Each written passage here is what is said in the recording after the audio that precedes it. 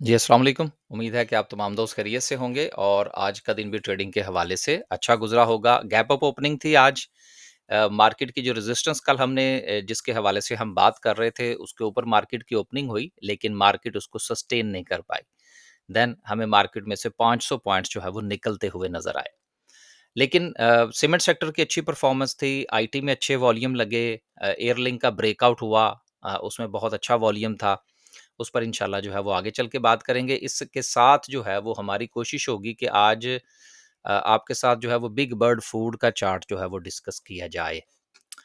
Circuit breaker की बात करते हैं, तो माशाल्लाह से आज जो है वो 14 कंपनीज़ अपर कैप हैं, जिसमें अशहीर कारपोरेशन का लगातार तीसरा कैप है।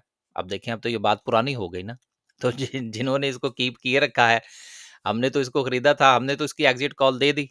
अब जिसके पास है वो अपनी एग्ज़िट कॉल के मुताबिक जो है वो उसमें से प्रॉफ़िट टेकिंग कर लेगा। अब देखें, एयरलिंक भी आज कैप पर आपको नज़र आ रहा है काफ़ी अरसे के बाद। शहीर कारपोरेशन लगातार तीसरा कैप दे रहा है आपको। उसके बाद जो है वो गरीबवाल सीमेंट आज जो है वो कैप हुआ। तो हमारे हाथ इसमें से क्या लगा? मेरा ख़्याल है अगर हमारे ग्रुप मेंबर ही जो है वो ज़रा आज गुज़ारिश कर दें, तो ज़्यादा बेहतर होगा। आगे चलते हैं जी।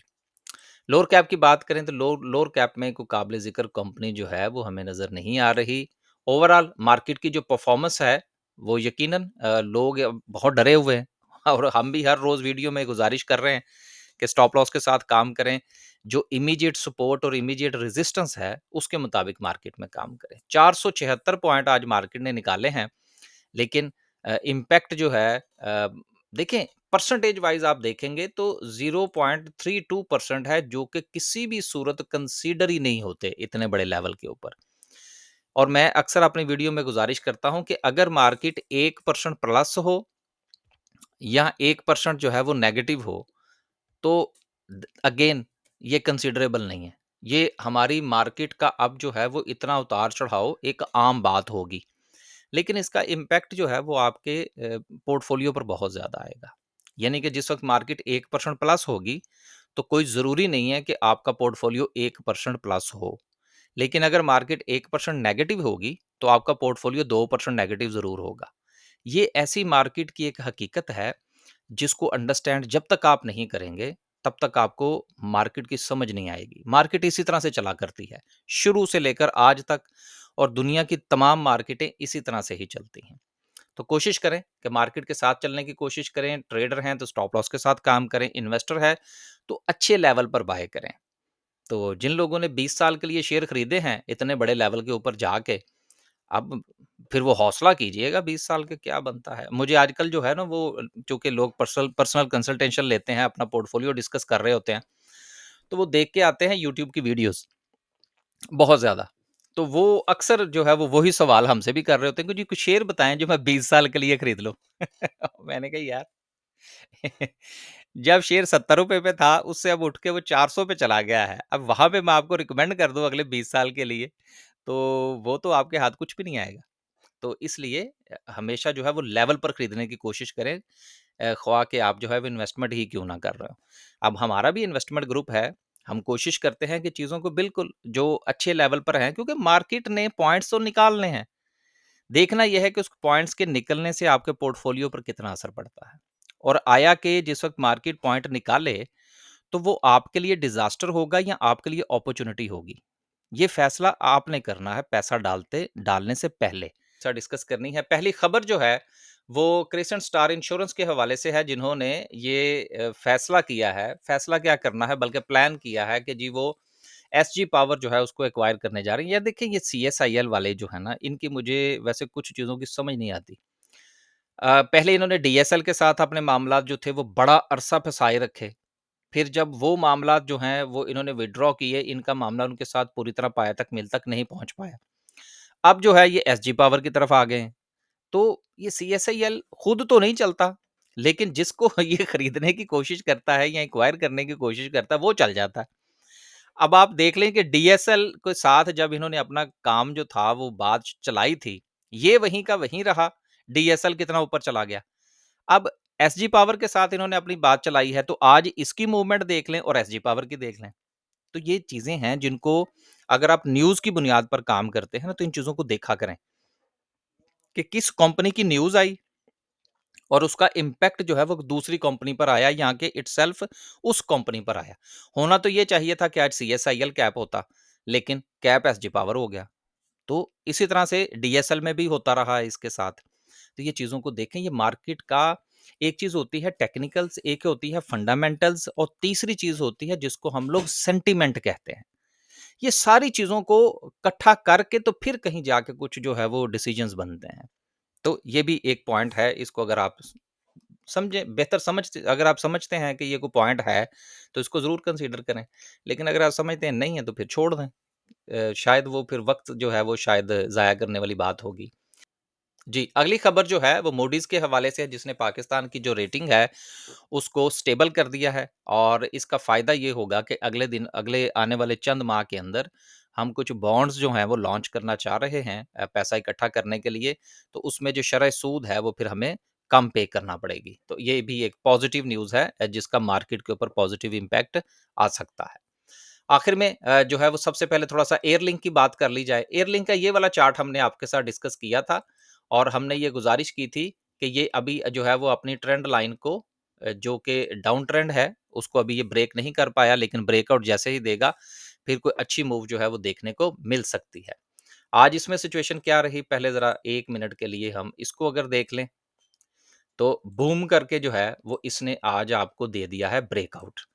ये हर रोज़ हम आपके साथ चार्ट डिस्कस कर रहे होते हैं और ये देख लें, ये वही ट्रेंड लाइन है जो कि हमने जो है वो आपके साथ डिस्कस की थी चंद दिन पहले। तो अब इसने ब्रेकआउट दिया है, अब इसका पहला टारगेट जो है वो 160 का ज़ोन है। अगर ये इसको अच्छे तरीके से ब्रेक करता है, जो कि उम्मीद तो है कि कर जाएगा, क्योंकि आज इसको वॉल्यूम बड़ा अच्छा लगा है। तो नेक्स्ट जो है ये कोई 180 के अराउंड जो है इसकी नेक्स्ट रेजिस्टेंस हो सकती है, 175 से 80 की।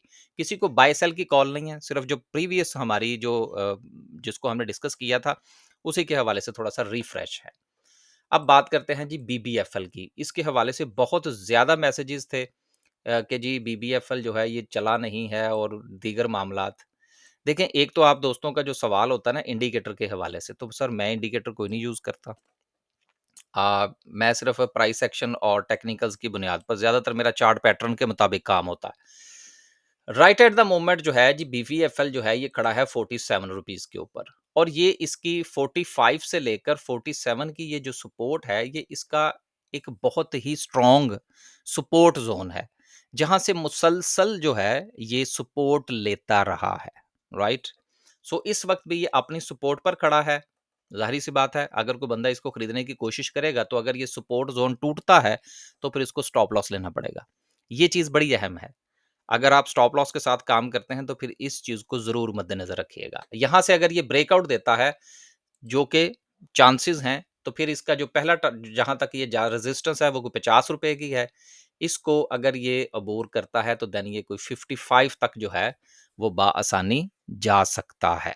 लेकिन किसी को बाय और सेल की कॉल नहीं है। सिर्फ कुछ लोगों ने पूछा था कि जी बीबीएफएल को क्या हो गया? ये देखें, शेयर्स के ऊपर ना कुछ ज़ोन होते हैं।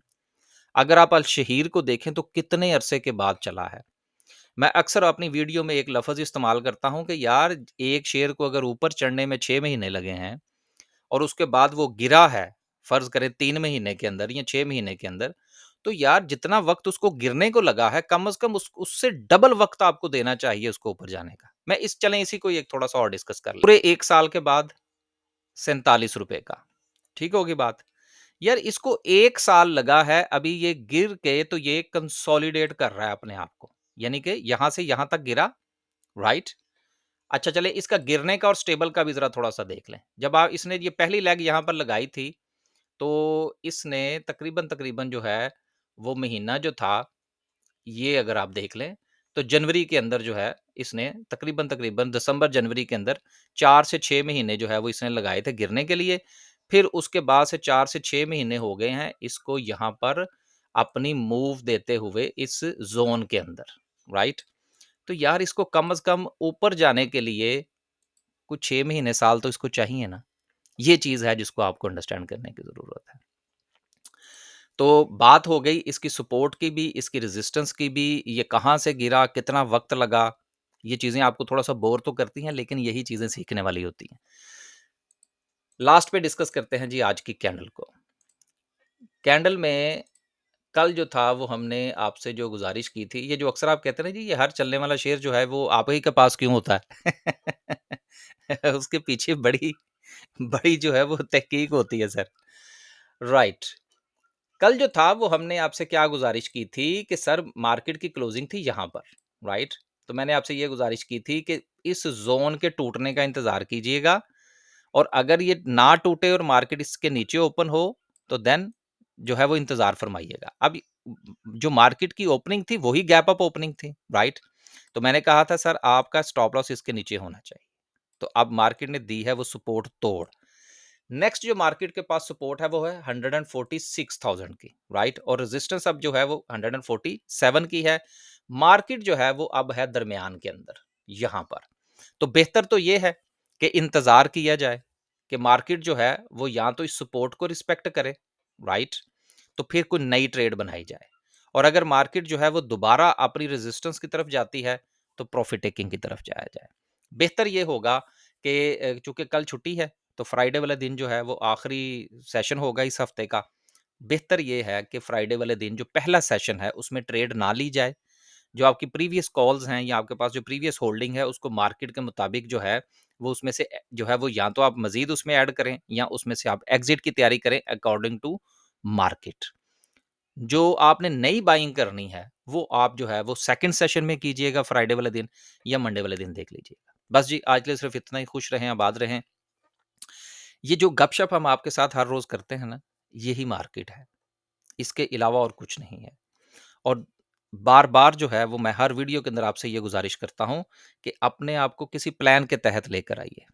अगर आपने डे ड्यूरिंग द डे काम करना है देन आपको स्टॉप लॉस लेना पड़ेगा। स्विंग ट्रेड करते हैं, जब लफ़्ज़ साथ में ट्रेड का आ जाए ना तो फिर स्टॉप लॉस के बगैर आपने काम नहीं करना। जहाँ पर इस वक़्त इंडेक्स पहुँचा हुआ है। अगर किसी दिन मार्केट में से 1% पॉइंट्स निकले, जो कि निकलने हैं, ये हो नहीं सकता कि ना निकलें। तो 1% का मतलब होगा इस वक़्त मार्केट 1,45,000 1,47,000 पे है। तो 1% आप खुद समझते हैं कितने होंगे? 1500 से 1700 पॉइंट्स निकलते हैं।